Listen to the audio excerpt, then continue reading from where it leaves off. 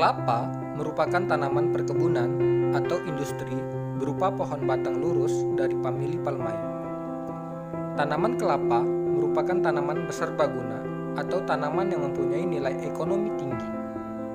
Seluruh bagian pohon kelapa dapat dimanfaatkan untuk kepentingan manusia, sehingga pohon ini sering disebut pohon kehidupan atau Tree of Life. Karena hampir seluruh bagian dari pohon, akar, batang, daun, dan buahnya dapat dipergunakan untuk kebutuhan kehidupan manusia sehari-hari. Seluruh bagian pohon kelapa dapat dimanfaatkan untuk kepentingan manusia. Tanaman kelapa membutuhkan lingkungan hidup yang sesuai untuk pertumbuhan dan produksinya.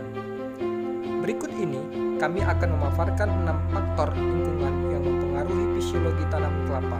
Selamat menyaksikan.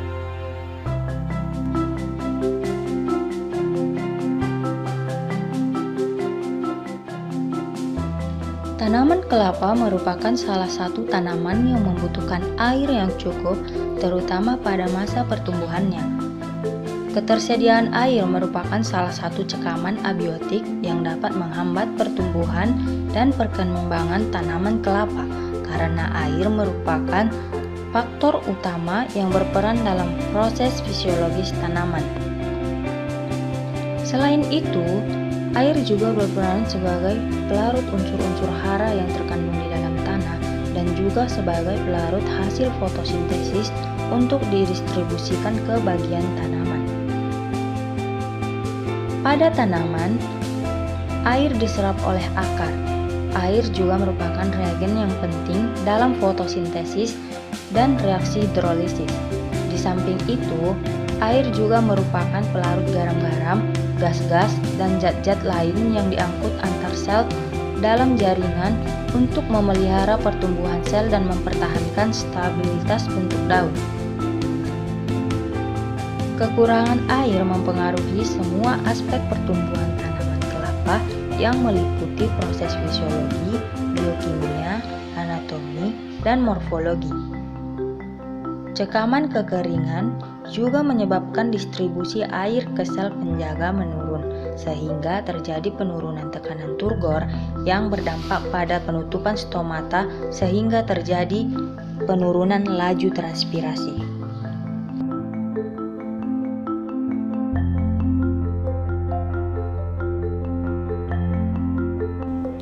Tanaman kelapa merupakan tanaman tropis yang telah lama dikenal masyarakat Indonesia yang memiliki posisi strategis terutama sebagai bahan baku pembuatan minyak goreng.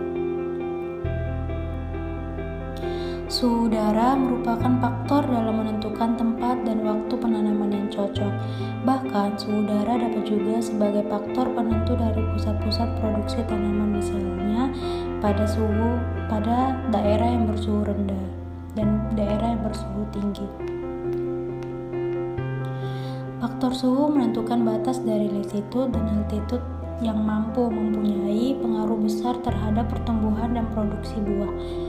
Suhu optimum yang dikehendaki kelapa sekitar 27 derajat Celcius sampai dengan 28 derajat Celcius dan suhu minimumnya 20 derajat Celcius dengan fluktuasi 6 sampai 7 derajat Celcius. Tanaman kelapa sangat peka terhadap suhu yang rendah dan tumbuh yang paling baik yaitu pada suhu 20 sampai 27 derajat Celcius dengan variasi harian 7 derajat Celcius. Suhu yang tinggi juga mampu mengakibatkan tanaman muda yang sedang tumbuh berkembang menjadi kering dan mengakibatkan berkurangnya buah.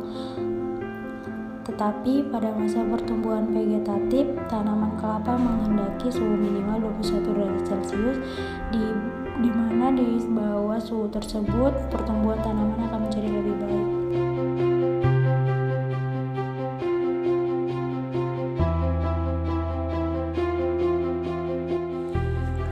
Cahaya sangat besar artinya bagi tumbuhan, terutama karena perannya dalam kegiatan fisiologis seperti fotosintesis, respirasi, pertumbuhan serta pembungaan, pembukaan dan penutupan stomata, perkecambahan dan pertumbuhan tanaman, penyinaran matahari, mempengaruhi pertumbuhan tanaman, reproduksi, dan hasil tanaman melalui proses fotosintesis. Penyerapan cahaya oleh pigmen-pigmen akan mempengaruhi pembagian fotosintat, ke bagian-bagian lain dari tanaman melalui proses fotomorfogenesis. Cahaya matahari merupakan salah satu faktor yang mempengaruhi proses pertumbuhan tanaman melalui 3 sifatnya, yaitu intensitas cahaya, kualitas cahaya, dan lama penyinaran. Pengaruh ketiga sifat cahaya tersebut terhadap pertumbuhan tanaman adalah melalui pembentukan klorofil, pembukaan stomata, pembentukan antosianin, perubahan suhu daun dan batang, penyerapan hara, permeabilitas dinding sel, konspirasi, dan gerakan protoplasma. Kelapa menyukai sinar matahari dengan lama penyinaran minimum 120 jam per bulan atau 2000 jam per tahun sebagai sumber energi fotosintesis. Bila dinaungi, pertumbuhan tanaman muda dan buah akan terhambat pada bulan-bulan di mana jumlah penyinaran per bulan lebih tinggi dari rata-rata, jumlah produksinya biasanya menjadi lebih banyak.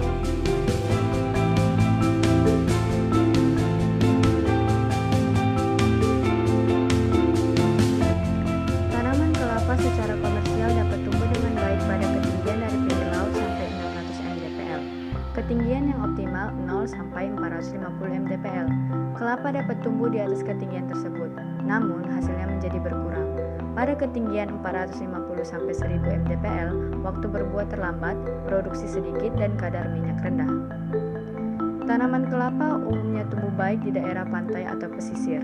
Hal ini karena aerasi tanah yang baik dengan kandungan air tanah yang cukup dalam, atau air tanah dangkal tetapi bergerak.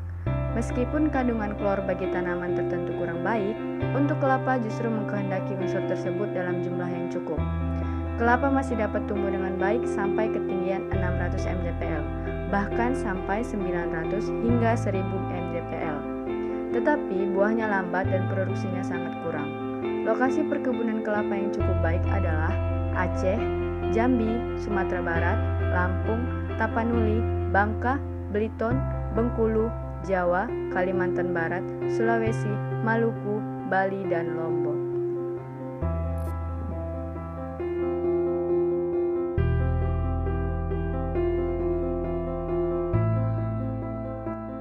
Pemupukan pada tanaman kelapa merupakan tindakan yang sangat penting untuk dapat meningkatkan hasil produktivitas kelapa, memperbaiki dan mempertahankan tingkat kesuburan tanah.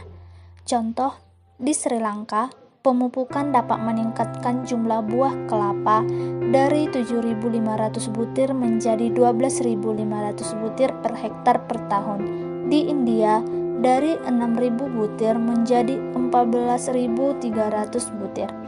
Adapun pengaruh pemupukan terhadap fisiologis tanaman seperti tanaman dapat dikatakan baik apabila pertumbuhan tinggi tanaman baik dan tidak kerdil. Perkembangan lingkar batang mampu menyimpan cadangan makanan pada batang. Kemudian jumlah daun mampu memberikan hasil fotosintesis yang memadai untuk menyediakan energi untuk tanaman. Contoh pupuk anorganik yang digunakan pada pemupukan kelapa yaitu pupuk urea sebagai sumber N, SP36 sebagai sumber P, KCl sebagai sumber K, dan kiserit atau dolomit sebagai sumber Mg. Contoh pupuk organik yang digunakan pada pemupukan kelapa seperti daun kelapa tanpa lidi, tanaman penutup tanah, pohon gamal, pupuk kandang, dan bokasi.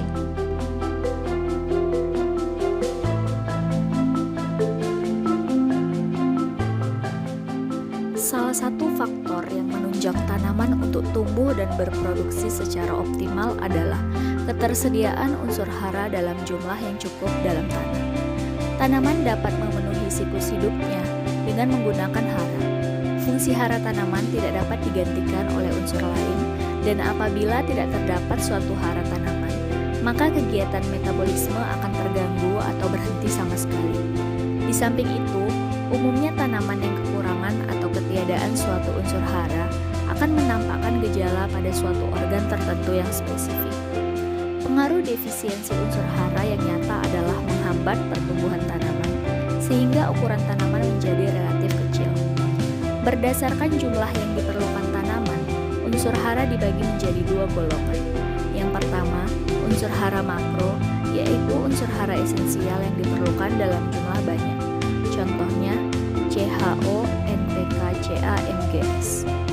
Yang kedua, unsur hara mikro yang dibutuhkan dalam jumlah sedikit. Contohnya Fe, Mn, Zn, Cu, B, Mo, dan Cl.